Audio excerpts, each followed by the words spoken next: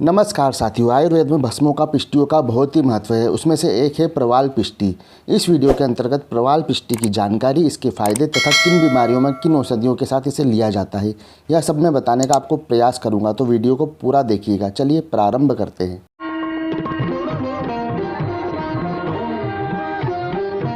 आयुर्वेदिक ग्रंथ आयुर्वेदिक सार संग्रह में लिखा है, क्षय, पित्त विकार, रक्त पित्त, कास, सुआंस, विष, भूत बाधा, उन्माद, नेत्र रोग, शिरोरोग, रक्तार्श, यकृत विकार, ज्वर, बाल रोग, अम्ल पित्त आदि पर बहुत उपयोगी है।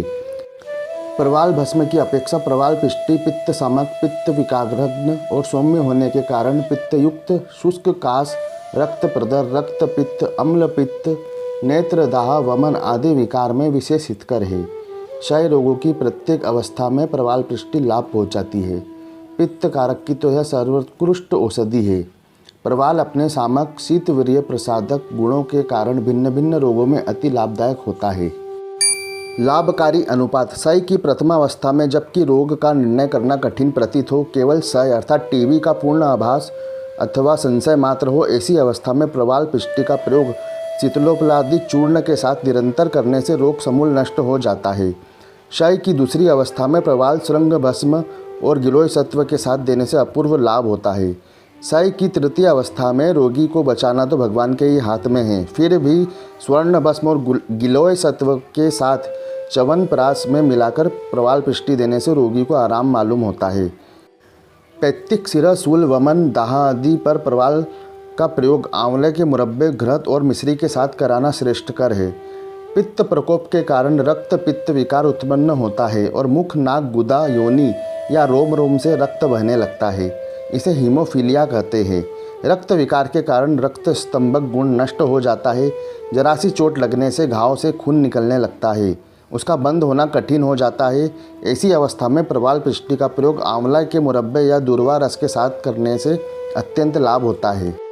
बालकों के शरीर में चूने का अंश, कैल्शियम कम हो जाने पर अनेक रोग पैदा हो जाते हैं, जैसे हड्डी पसली का टेढ़ा एवं पतला हो जाना, दांत का समय पर नहीं निकलना, पीले और अपच दस्त होना, दूध पीने के साथ वमन आदि। इनके शमन के लिए प्रवाल पिष्टि को चूने के पानी और मिश्री तथा कामला, नींबू, संतरा के रस के साथ देने से अमृत के समान फायदा होता है।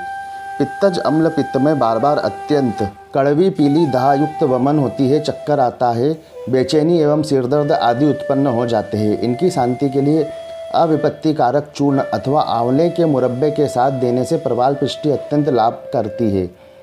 पित्तज प्रदर में गर्भस्राव के बाद व प्रदर के जल लगने से होने वाली फुंसियाँ, दाह आदि पर उसी रासव के साथ प्रवाल पिष्टि का प्रयोग करें। प्रवाल भस्म और पिष्टि तथा प्रवाल भस्म चंद्रपुटिका के गुणधर्म, अनुपात आदि समान ही होते हैं। केवल भस्म की अपेक्षा पिष्टि ज़्यादा शीतल होती है, यही अंतर है। प्रवाल भस्म चंद्रपुटिक गुलाब जल में घुटाई कर चंद्रमा की शीतल छाया में सुखाने के कारण प्रवाल पिष्टि से ज़्यादा शीतल होती है। अतः जहाँ अधिक शीतलता की आवश्यकता हो, वहाँ प्रवाल भस्म चंद्रपुटिका का प्रयोग करना चाहिए। 250 मिलीग्राम से 700 मिलीग्राम तक मक्खन और मधु या रोगी को रोग के अनुसार इसे देना चाहिए। प्रवाल पिष्टि आपको किसी भी आयुर्वेदिक जड़ी बूटियों की दुकान पर उपलब्ध हो जाएगी। यदि आप इसे ऑनलाइन लेना चाहते हैं तो डिस्क्रिप्शन बॉक्स में लिंक दे रखा है। यह जानकारी वैद्यनाथ प्रकाशन पुस्तक आयुर्वेदीय औषध सेवना विधि से ली गई है।